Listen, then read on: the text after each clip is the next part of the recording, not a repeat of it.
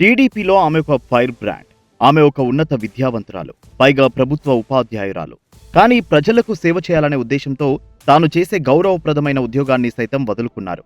ఉన్నత ఆశయాలతో టీడీపీ ద్వారా రాజకీయాల్లోకి అడుగుపెట్టి నేడు ఆ పార్టీకి ఆమె గొంతుగా మారారు.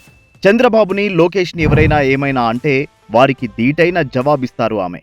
కార్యకర్తగా అడుగుపెట్టి అంచెలంచెలుగా ఎదుగుతూ హోంమంత్రి అయ్యారు. ఆమెనే విశాఖ జిల్లా పాయకరావుపేట ఎమ్మెల్యే, ఆంధ్రప్రదేశ్ రాష్ట్ర హోంశాఖ మంత్రి వంగలపూడి అనిత. ఆవిడ టీచర్ ఉద్యోగాన్ని ఎందుకు వదిలేశారు? రోజాకు వంగలపూడి అనిత మధ్య వైరానికి కారణాలేంటి? ఎంతో మంది సీనియర్లు ఉన్నా ఆమెకే హోంశాఖ కట్టబెట్టడానికి గల కారణాలేంటి? ఇలాంటి విషయాలను ఈ వీడియోలో తెలుసుకుందాం. ముందుగా వీడియోలోకి వెళ్లే ముందు ఈ ప్రశ్నకు సమాధానం తెలిస్తే కామెంట్ చేయండి. వంగలపూడి అనిత 2019 ఎన్నికల్లో ఏ నియోజకవర్గం నుండి ఎమ్మెల్యేగా పోటీ చేశారు? Option 1 Kovvur, option 2 Payakaraopeta, option 3 Visakhapatnam south, option 4 Bheemili.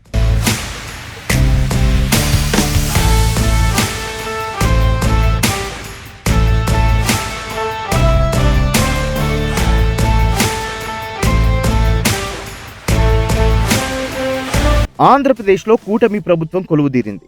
CM Chandrababu 24 మంది మంత్రులకు శాఖలు కేటాయించారు. గత వైసీపీ ప్రభుత్వ హయాంలోనూ మహిళలకే హోంశాఖ మంత్రి పదవి దక్కింది. అయితే ఎవరు ఊహించని విధంగా చంద్రబాబు వంగలపూడి అనితకు ఈ పదవిని కట్టబెట్టారు.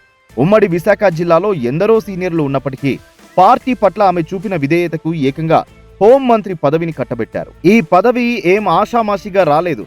అధినేత చంద్రబాబు నమ్మకాన్ని నిలబెడుతూ భారీ మెజారిటీతో గెలిచారు. వంగలపూడి అనిత 1979 జనవరి 1న విశాఖపట్నం జిల్లా ఎస్ రాయవరం మండలంలోని లింగరాజుపాలెం గ్రామంలో వంగలపూడి అప్పారావు గారి దంపతులకు జన్మించారు. అనిత తండ్రి అప్పారావు గారు గవర్నమెంట్ స్కూల్ ప్రిన్సిపల్.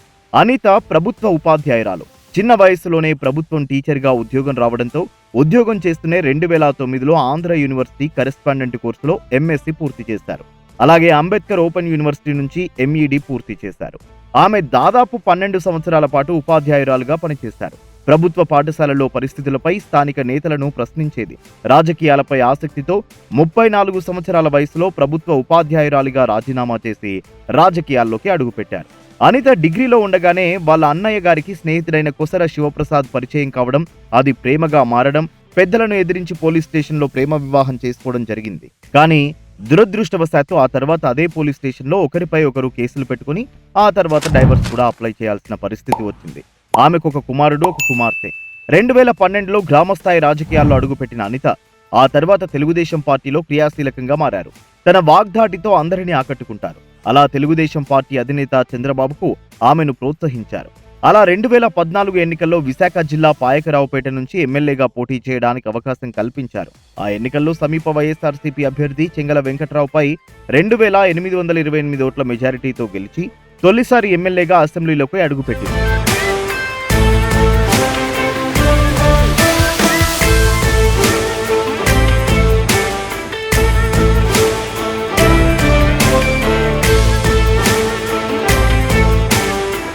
ఆమె 2018లో తిరుమల తిరుపతి దేవస్థానం బోర్డు సభ్యురాలిగా నియమితురాలైంది. అయితే తన మతం గురించి ప్రతిపక్షాలు ఆరోపణలు చేయడంతో అనవసర వివాదాలకు ఆస్కారం ఇవ్వకుండా ఆవిడ చంద్రబాబు గారికి ధన్యవాదాలు తెలియజేస్తూ ఆ పదవి తనకు వద్దని సున్నితంగా ఆ సమస్యను పరిష్కరించారు. 2017లో అనితకి వైసీపీ ఎమ్మెల్యే రోజాకు మధ్య జరిగిన వాగ్వాదం అప్పట్లో సంచలనమైంది. వైసీపీ ఎమ్మెల్యే రోజా అనితను ఉద్దేశిస్తూ నేనేం నీలా మొగుడ్ను కొట్టి పోలీస్ స్టేషన్ కు వెళ్లలేదని వివాదాస్పద కామెంట్స్ చేసింది. ఆ వ్యాఖ్యలతో అనిత కన్నీటి పర్యంతమైంది. ఈ నేపథ్యంలో రోజాపై సస్పెన్షన్ వేయాలని అప్పటి సభాపతి కోడెల శివప్రసాదరావు గారిని అడగడం, దానిపై స్పందించిన సభాపతి రోజాను సంవత్సరం పాటు అసెంబ్లీ నుంచి సస్పెండ్ చేశారు. అప్పట్లో ఈ ఘటన సంచలనం సృష్టించింది. ఆ తర్వాత 2019 ఎన్నికల్లో అప్పటి రాజకీయ పరిస్థితుల్లో కారణంగా చంద్రబాబు గారు పాయకరావుపేట నుంచి కాకుండా కొవ్వూరు నియోజకవర్గం నుంచి పోటీ చేయాలని అనితను ఆదేశించారు. అధినేత ఆదేశాన్ని పాటించిన ఆమె కొవ్వూరు నుంచి పోటీ చేసి 25,248 ఓట్ల తేడాతో పరాజయం పాలయ్యారు. ఆ ఎన్నికల్లో వైసీపీ ఏకంగా 151 స్థానాల్లో విజయం సాధించగా టీడీపీ ప్రతిపక్షానికే పరిమితమవడంతో అనిత నిరంతరం ప్రజల్లో ఉంటూ ప్రభుత్వాన్ని ఎప్పటికప్పుడు నిలదీస్తుండేవారు. ఈ మధ్య జరిగిన 2024 అసెంబ్లీ ఎన్నికల్లో మళ్లీ పాయకరావుపేట అసెంబ్లీ నుండి పోటీ చేసి రెండోసారి ఎమ్మెల్యే అయ్యారు. అంతేకాదు చంద్రబాబు క్యాబినెట్లో కీలకమైన హోంశాఖ మంత్రిగా పదవిని దక్కించుకుని సంచలనం సృష్టించారు. అందరూ పవన్ కళ్యాణ్కి ఈ పదవి వస్తుందనుకున్నారు. కానీ అనూహ్యంగా అనిత గారికి ఈ పదవి దక్కింది. గత ప్రభుత్వం 2 సార్లు ఎస్సీ సామాజిక వర్గం, అందులోనూ మహిళకే హోంశాఖను కట్టబెట్టింది. తొలి దఫాలో మేకతోటి సుచరిత, రెండోసారి తానేటి వనితకు జగన్ తన క్యాబినెట్ లో హోమ్ మినిస్టర్ గా పదవీ బాధ్యతలు అప్పగించారు. సేమ్ టు సేమ్ చంద్రబాబు కూడా అదే ఫార్ములా ఉపయోగించారు. సుచరిత వనితల సామాజిక వర్గానికి చెందిన మహిళనే హోంమంత్రిని చేశారు. ఉన్న వారిలోకెల్లా ఫైర్ బ్రాండ్ నాయకురాలు వంగలపూడి అనితేనన్న ముద్ర పడటం కూడా ఆమెకు కలిసి వచ్చిన అంశం.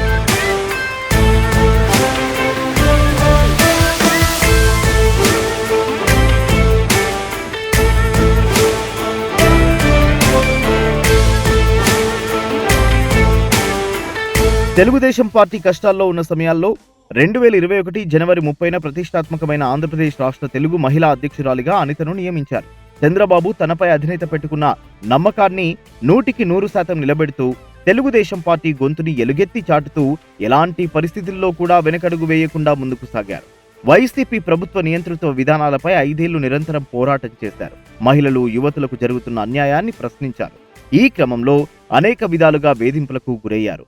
సోషల్ మీడియాలో విపరీతంగా ట్రోలింగ్ కు గురయ్యారు. వ్యక్తిగతంగా కుటుంబ సభ్యులను దారుణంగా ట్రోల్ చేసిన తీరుతో ఆమె నిద్రలేని రాత్రులు గడిపారట. రాష్ట్రంలోని మహిళలతో పాటు ఉత్తరాంధ్ర సమస్యలపై వంగలపూడి అనిత గలం వినిపించారు. బాధితులకు అండగా ఉంటూ ప్రభుత్వంపై పోరాటం చేశారు. నిషేధాలు విధించినా వెనకకుండా ముందుకు సాగారు.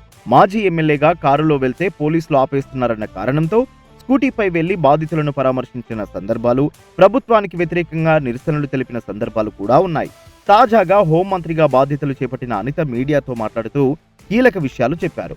మహిళల భద్రతకు అత్యంత ప్రాధాన్యం ఇస్తామని, ఆడవాళ్లపై అఘాయిత్యం చేయాలనుకునేవారు భయపడేలా చర్యలు తీసుకుంటామన్నారు.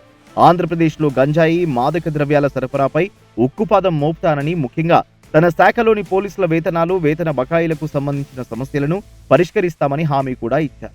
100 డేస్ యాక్షన్ ప్లాన్ ఇప్పుడే డీసీ గారు నాకు తీసుకొచ్చి ఇచ్చారు.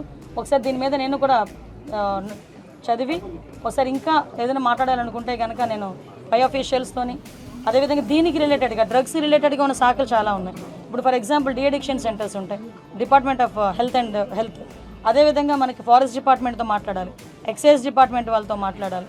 ఇలాంటి అన్ని డిపార్ట్మెంట్స్తోని కూడా ఒకసారి మాట్లాడి కూలంకషంగా ఉండి ఒకటైతే క్లియర్, ఈ 100 డేస్ ప్లాన్లో కంపల్సరీగా గంజాయి, డ్రగ్స్ రవాణా అన్నది మ్యాక్సిమం తగ్గిస్తాం. దాని మీద మేమందరం కూడా వర్కౌట్ చేయాలి. చూడాలి మరి. అనిత మీద నమ్మకంతో కీలకమైన పదవిని కట్టబెట్టిన అధిష్టానం నమ్మకాన్ని వమ్ము చేయకుండా ఒక చక్కటి పరిపాలనతో ప్రజలకు నిరంతరం అండగా ఉంటూ రాష్ట్రంలో శాంతి భద్రతలను కాపాడుతారో లేదో అని. మీరు వంగలపూడి అనిత గురించి ఏమనుకుంటున్నారో కింద కామెంట్ చేయండి. Thanks for watching.